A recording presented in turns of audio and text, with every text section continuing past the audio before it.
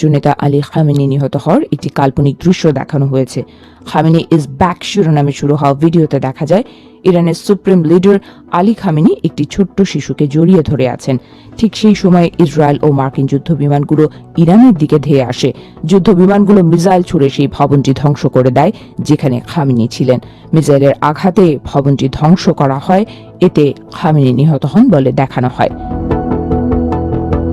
এর পরের দৃশ্যে মার্কিন প্রেসিডেন্ট ডোনাল্ড ট্রাম্প খামেনি নিহত হওয়ার খবর পান। অন্যদিকে ভিডিওতে দেখা যায় ধ্বংসস্তূপের মধ্য থেকে খামেনির ছেলে মুস্তফা খামেনি তার বাবার আংটি তুলে নেন, এরপর আংটিটি নিজে পরে নেন। এর মাধ্যমে মুস্তফার ক্ষমতা গ্রহণের প্রতীক হিসেবে দেখানো হয়েছে। তার চোখে ছিল ক্রোধ ও প্রতিশোধের আগুন।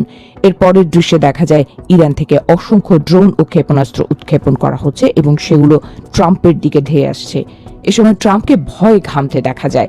এই কার্টুন ভিডিওর মাধ্যমে ইরানি জনগণের মধ্যে লুকিয়ে থাকা আবেগ ও প্রতিশোধের বার্তা পৌঁছে দেওয়া হয়েছে বলে মনে করা হচ্ছে। এই ভিডিওটি আসলে বর্তমান যুদ্ধের একটি শক্তিশালী মনস্তাত্ত্বিক রূপ।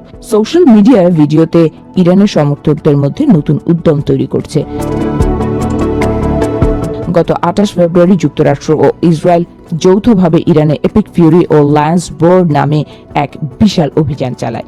এতে ইরানের সর্বোচ্চ ধর্মীয় নেতা আয়াতুল্লাহ আলী খামেনি সহ শীর্ষ কর্মকর্তারা নিহত হন। এর প্রতিবাদে ইসরায়েল এবং কুয়েত, কাতার, বাহরাইন, জর্ডান, সংযুক্ত আরব আমিরাত সহ মধ্যপ্রাচ্যের বিভিন্ন মার্কিন ঘাঁটিতে পাল্টা হামলা চালায় ইরান। এরই মধ্যে গত 11 মার্চ মার্কিন প্রেসিডেন্ট ডোনাল্ড ট্রাম্প দাবি করেন ইরানের বিরুদ্ধে যুদ্ধে জয়ী হয়েছে মার্কিন বাহিনী। তবে এই দাবির পক্ষে কোনো প্রমাণ দেখাতে পারেননি ট্রাম্প। তিনি বলেন, আমি বলতে চাই আমরা জিতেছি। সাধারণত খুব তাড়াতাড়ি জয় ঘোষণা করা ঠিক নয়, কিন্তু আমরা জিতেছি। প্রথম ঘন্টাতেই যুদ্ধ শেষ হয়ে গিয়েছিল বলে দাবি করেন ট্রাম্প।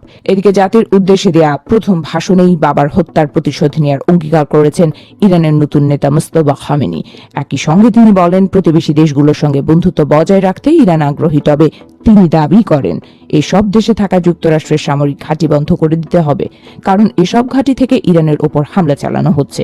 এছাড়া মধ্যপ্রাচ্য থেকে বিশ্বে তেল সরবরাহের গুরুত্বপূর্ণ বাণিজ্যিক রুট হরমুজ প্রণালী বন্ধ রাখারও ইঙ্গিত দেন তিনি। ইতিমধ্যে হরমুজ প্রণালী বন্ধ করে দিয়েছে ইরান। নিষেধাজ্ঞা অমান্য করে এই প্রণালী পার হওয়ার চেষ্টা করায় বেশ কিছু তেলবাহী ট্যাঙ্কারে হামলা চালিয়েছে ইরানি বাহিনী। ফলে হরমুজ প্রণালী দিয়ে জাহাজ চলাচলে কেউ সাহস দেখাচ্ছে না। এমন পরিস্থিতি চলতে থাকলে মধ্যপ্রাচ্যের মার্কিন মিত্র, এমনকি গোটা ইউরোপ কঠিন জ্বালানি সংকটে ভুগতে পারে বলে মনে করছেন বিশেষজ্ঞরা।